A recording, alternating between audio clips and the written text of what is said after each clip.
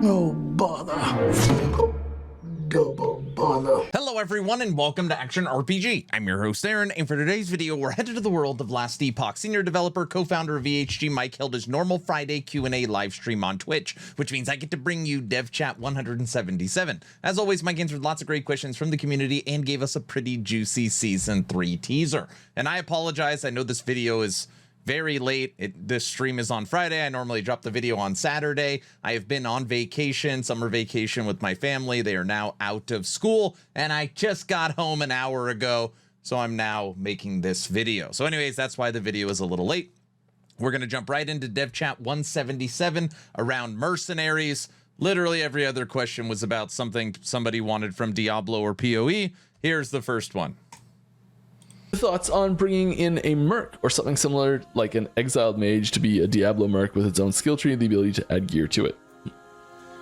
I think it's very cool. I think it's something we've talked about a few times.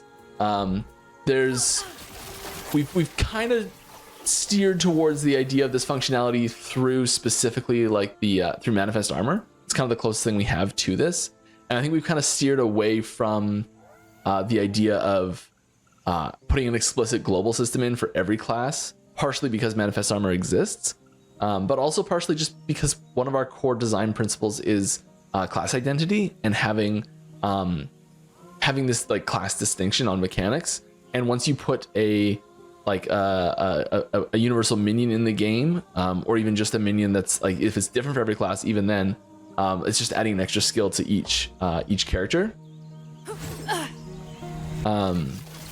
So I don't know, I could see it as like, I think it would be a cool thing to put in if you're gonna be like, hey Mike, design a mercenary system for the game. How are you implementing it? What are you doing with it? I think I'm putting it in a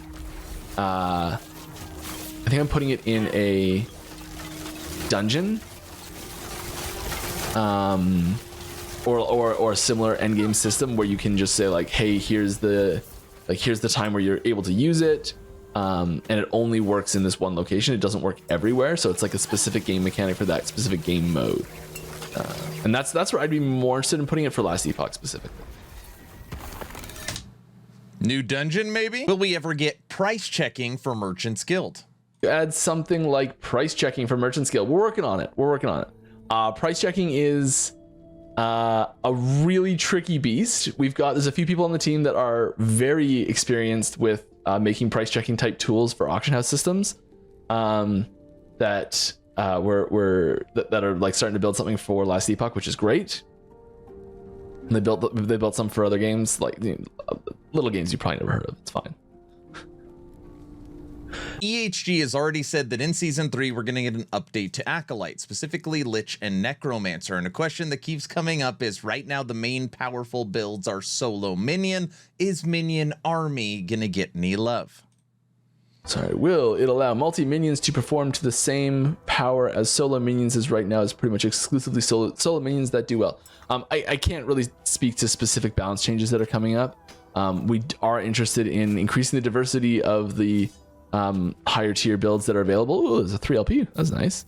So like we're hoping to get more variety in there in general. That's always a goal we have for every patch, regardless of the situation. So like we're hoping to have more options, but I can't say like specifically, hey, we're gonna buff this or nerf that. I take that as a yes. Loot filter updates.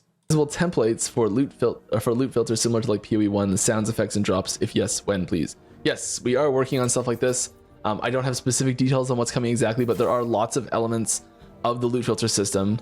Like right now, I know that there's a unique there, and I'm pretty confident that like, yep, it's one I have zero interest in picking up. If the loot filter's set up right, like I don't want to see this beam, right? So for me, there's like, this is the big thing that I want to do, is I want to be able to turn this beam off. Which also means being able to turn other beams on, right? So things like that. This is Mike's personal wish list on these things. I don't have any details on specifically what's coming yet, but we are working on these systems. These are things that we are trying to improve. Loot filters, like the way you can put things in here, the way you can interact with these systems, the options you have for things you can filter by. The options that you have for the effects you can give to them, like the colors and the the options on like things for example like sound and beams and minimap icons. These are all things that we get requests for very frequently, and are things that I really hope we can get in as soon as possible. I don't have any specific details on what's coming or when it's coming, but yeah, keep asking for it, and it's definitely all of those things are in the conversation at least. It kind of sounded like they're already working on it. Customizable beams, customizable sounds, and being able to see some of the loot on the minimap. That would be unbelievable. Ready for this? Season 3 teaser. All right. Well, I teased it, and as is tradition, I give you the Bumblebeer.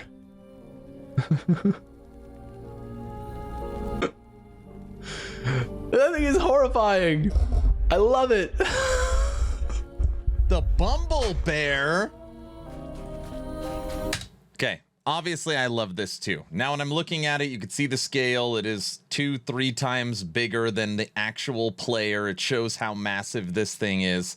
And people are trying to guess what it is. Maybe it's a new minion. I highly doubt that. Maybe it's a cosmetic for Werebear. Okay, maybe, but if I had to guess, this is a new enemy in the Ancient Era for Act 10 coming Season 3. New Harbinger visuals? Are you working on Harbinger visuals for them not to look like the same? Wouldn't it be cool if they all looked different? Yeah, the way that the lore works for them, it actually makes a lot of sense that there's just 2 types. I've been told. I think it's unlikely that we'll be adding too many more. I think we could see a couple more maybe, but I think having them be similar is also intentional, and where you can see similar, you can learn part of it. The reason that they work well as the same thing is because you can learn the abilities that they have, and then when you go fight them again on the next fight, yes, they're harder because they're higher corruption, and they are they get different abilities from the specific monolith boss that you're fighting them from. They do also get you do learn it a little bit, and there's this element of like it's the same but different, so you've learned parts of the fight and there's new parts of the fight that you have to learn again. I think that process is really nice. I really like that. So there's a lot of good things that having them be the same does as well. Almost the same question every week. Console release when? It will be a PS5 version in future, possibly. We are very interested in coming to console. When, which consoles, exactly how that all shakes out, I don't have any information. But you know, that's one of those things where I know a lot of people really want it to be sooner rather than later.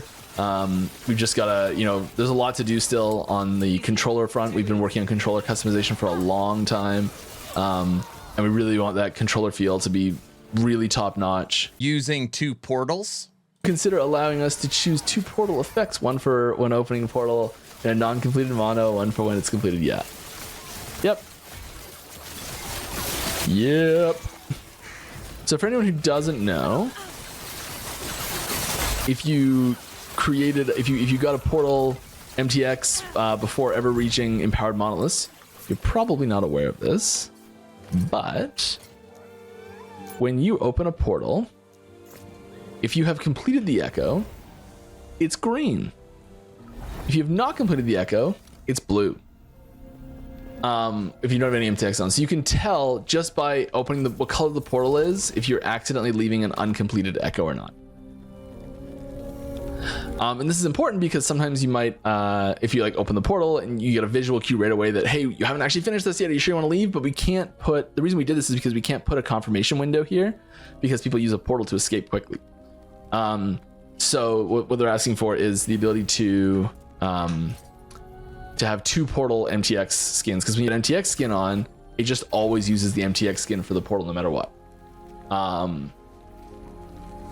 So if we had 2 options where you could pick 2 MTX portals, we probably one thing we've had some people ask for is like a variant for each one of these for like completed and uncompleted.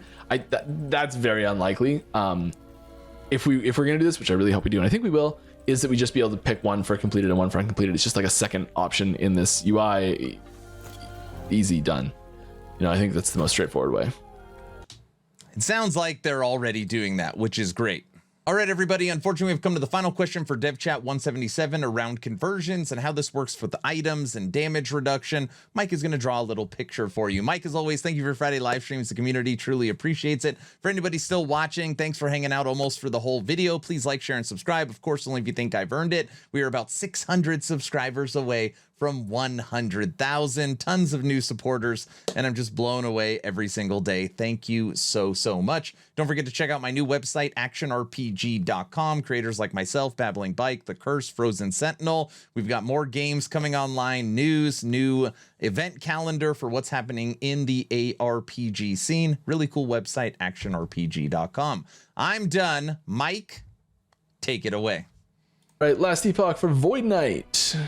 How does the interaction work with when elemental damage is converted to void, but Orion's Eye Amulet is equipped, which turns void damage taken to fire? These synergize or cancel. Incoming damage only ever gets converted once. So you get your your incoming damage.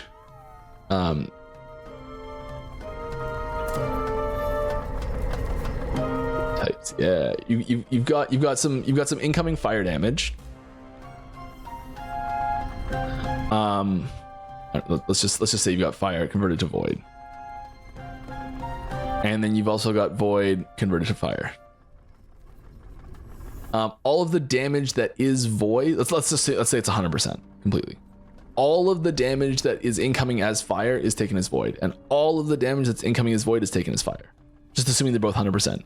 They don't like convert back and forth forever. They do their conversions. They happen once. That's it.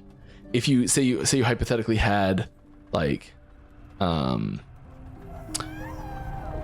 just go down the line here. So you had fire was converted to lightning, and lightning was converted to cold, and cold was converted to physical, and physical was converted to poison, and poison was necrotic, necrotic was converted to void. And we wouldn't ever do this because this. Okay, so say you did this, and